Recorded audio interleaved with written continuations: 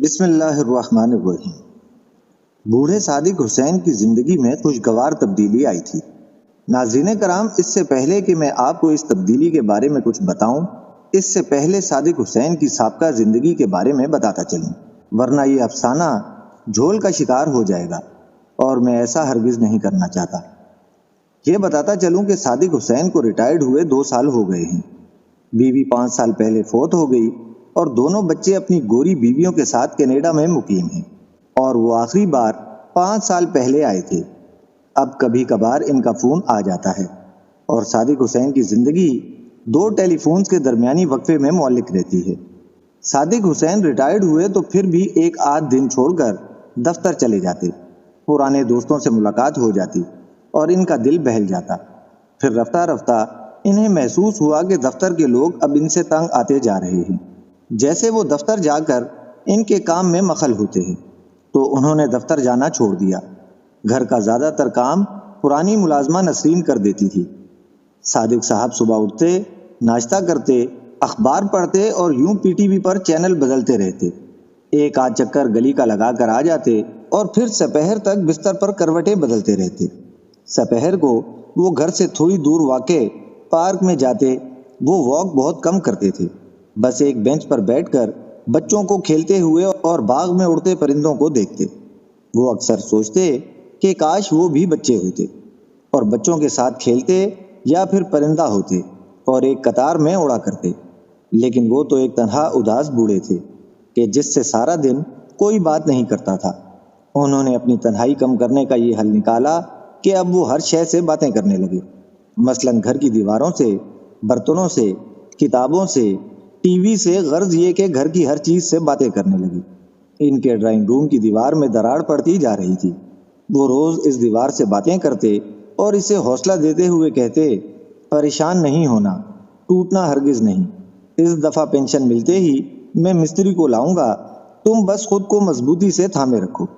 اگر کبھی چائے کا کپ گندا پڑا رہ جاتا تو خود ہی بڑبڑاتے، اوفو، آج نسرین نے تمہیں دھویا نہیں، کتنے میلے ہو گئے ہو تم، آؤ میں تمہیں کچن میں چھوڑ آؤں، کل نسرین کو آتے ساتھ ہی کہوں گا کہ سب سے پہلے وہ تمہیں دھوئے۔ زندگی یوں ہی گزر رہی تھی کہ ایک دن بوڑھے صادق حسین کی زندگی میں خوشگوار تبدیلی آئی۔ وہ ایسی ہی ایک اداس شام کو اس پرانے بینچ پر بیٹھے تھے جب ان کے ساتھ والے بینچ پر ایک 30-35 سالہ ایک اداس سی خاتون آ کر بیٹھ گئی۔ صادق حسین کو ان آنکھوں کو دیکھ کر یوں لگا جیسے وہ اداس آنکھیں ان کی اپنی ہوں، جیسے وہ خود کو دیکھ رہے ہوں، کیونکہ روز انہیں ایسی آنکھیں شیشے میں دکھائی دیتی تھیں۔ معلوم نہیں یہ خاتون کون ہے اور یہ اتنی اداس کیوں ہیں، مجھے ضرور ان سے پوچھنا چاہیے، لیکن نہیں، اور انہوں نے کچھ نہیں پوچھا۔ اس ساری رات خواب میں وہ آنکھیں ان کے سامنے آنسو بہاتی رہیں۔ وہ بار بار پریشان ہو کر جاگ جاتے کہ آخر یہ خواب کیا ہے اور وہ خاتون کون ہے۔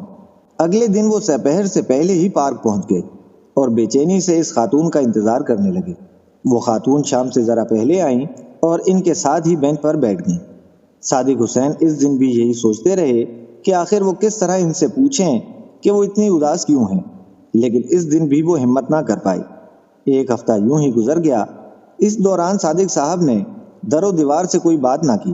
وہ انہیں حیرت سے تکتے کہ بوڑھے کو معلوم نہیں کیا ہو گیا ہے جو اب ان سے بات تک نہیں کرتا۔ اس خاتون سے بات کرنے کی غرض سے کئی دنوں بعد انہوں نے تازہ شیو بنائی، لیکن وہ اس خاتون سے کچھ بھی نہ پوچھ سکے، مگر ہر رات خواب میں وہ اسے دیکھتے، اسے حوصلہ دیتے اور وہ خاتون صادق صاحب کو حوصلہ دیتی۔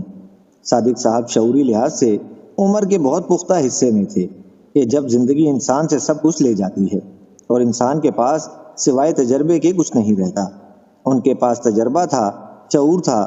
وہ جب اپنے اندر اس تبدیلی کو دیکھتے تو اس نتیجے پر پہنچتے کہ ان کی اس خاتون کے لیے انسیت ویسی ہی ہے جیسے شیشم کے اس درخت کی جو اسکول سے گھر جاتے ہوئے ان کے راستے میں آتا تھا۔ تپتی دوپہر میں شیشم کے اس درخت کے نیچے انہیں عجیب سی انسیت محسوس ہوتی، اگرچہ اس درخت کے نیچے ان کا قیام بہت مختصر لیکن فرحت بخش ہوتا۔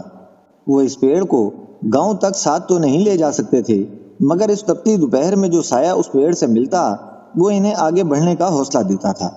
صادق حسین صاحب بھی اس اداس آنکھوں والی خاتون کو گھر لے کر نہیں جانا چاہتے تھے، وہ اسے حاصل نہیں کرنا چاہتے تھے، وہ تو صرف اس کا دکھ بانٹنا چاہتے تھے۔ اپنی تنہائی کا ساتھی چاہتے تھے، لیکن پھر یہ ہوا کہ ایک ہفتے بعد اس خاتون نے پارک میں آنا چھوڑ دیا۔ ادھر صادق صاحب کا یہ حال کہ بیچارے دوپہر کو ہی بینچ پر آ کر بیٹھ جاتے، یہ سوچتے ہوئے کہ آج تو ضرور بات کروں گا۔ لیکن جب وہ خاتون لگاتار کئی دن تک وہاں نہ آئیں تو صادق صاحب بے حد پریشان ہو گئے۔ شاید وہ خاتون پارک کا راستہ بھول گئی تھیں۔ اب وہ خود کو دن رات کوستے کہ آخر انہوں نے اس خاتون سے اس کی پریشانی کی وجہ کیوں نہ پوچھی۔ شاید وہ ان کے کچھ کام آ سکتے۔ وہ اپنی اس کم ہمتی پر خود کو بہت برا بھلا کہتے۔ ایک ہفتے میں ہی ان کی شیو دوبارہ بڑھ گئی۔ در و دیوار سے باتیں پھر سے معمول پر آنے لگیں۔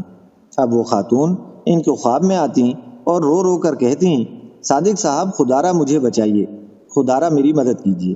اور صادق صاحب بڑبڑا کر اٹھ بیٹھتے اور سوچتے کاش کہ وہ اس خاتون سے ان کے بارے میں پوچھ ہی لیتے۔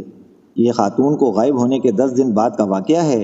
ایک شام صادق صاحب اپنے اسی بینچ پر بیٹھے تھے کہ انہیں دور سے وہی خاتون آتی دکھائی دی۔ صادق صاحب کو پہلے تو لگا کہ شاید وہ دن میں بھی خواب دیکھنے لگے ہیں، لیکن وہ خاتون ادھر ہی چلتی آ رہی تھیں۔ صادق صاحب نے چشمہ اتار کر صاف کیا، پھر لگایا اور تقریباً دوڑتے ہوئے اس کی جانب بڑھے، لیکن قریب جا کر معلوم ہوا کہ یہ کوئی اور خاتون ہے۔ اس موقع پر انہیں اور تو کوئی بات نہ سوجھی۔ کہا، میں معذرت چاہتا ہوں، میری ایک عزیزہ گم ہو گئی ہے، کیا آپ نے انہیں دیکھا ہے؟ یہی کوئی 35 سال عمر ہوگی، سیاہ دوپٹہ اوڑھ رکھا تھا، رنگ گندمی اور آنکھیں بالکل میری آنکھوں جیسی تھیں۔ خاتون قدرے گھبرائے ہوئے لہجے میں بولی، نہیں انکل، میں نے نہیں دیکھا۔ اوہ اچھا، شکریہ، میں تلاش کرتا ہوں، یہیں کہیں ہوں گی۔ یہ پہلی بار تھا کہ انہوں نے اس اداس آنکھوں والی خاتون کے بارے میں کسی سے پوچھا تھا۔ اس کے بعد یہ ان کا معمول بن گیا۔ وہ روزانہ گیٹ نمبر 2 سے پارک میں داخل ہوتے، لوگوں سے اس خاتون کی نشانیاں بتا کر پوچھتے کہ شاید کسی نے انہیں کہیں دیکھا ہو۔ آہستہ آہستہ لوگوں کو معلوم ہو گیا کہ یہ بوڑھا ان سے کیا سوال کرے گا، تو وہ نظریں چرا کر تیزی سے گزر جاتے۔ کئی لوگ بوڑھے صادق حسین کی آواز سنی انسنی کر دیتے۔ پارک میں آنے والے کچھ نوجوانوں کے ہاتھ یہ شغل آ گیا۔ وہ صادق حسین کے پاس آتے اور کہتے، انکل کیا آپ اس خاتون کو ڈھونڈ رہے ہیں جنہوں نے سیاہ دوپٹہ اوڑھ رکھا ہے، عمر 35 سال ہے اور ان کی آنکھیں بالکل آپ کی آنکھوں جیسی ہیں؟ اور وہ امید کے دیے آنکھوں میں جلائے جھٹ سے کہتے، ہاں ہاں بالکل، وہ میری عزیزہ ہیں، کیا تم نے کہیں دیکھی ہیں؟ جی بالکل، وہ گیٹ نمبر 1 پر آپ ہی کے بارے میں پوچھ رہی تھی۔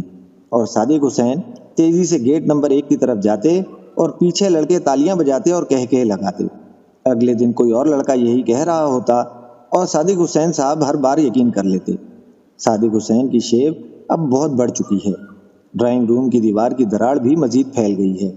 وہ دیوار حیرت سے بوڑھے کو دیکھتی ہے جو اس سے بات نہیں کرتا۔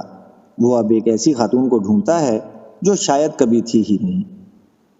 ناظرین کرام، امید ہے کہ یہ چھوٹی سی ویڈیو آپ کو پسند آئی ہوگی۔ ملتے ہیں انشاءاللہ بہت جلد ایک نئی ویڈیو کے ساتھ۔ اپنا خیال رکھیے گا۔ اللہ حافظ۔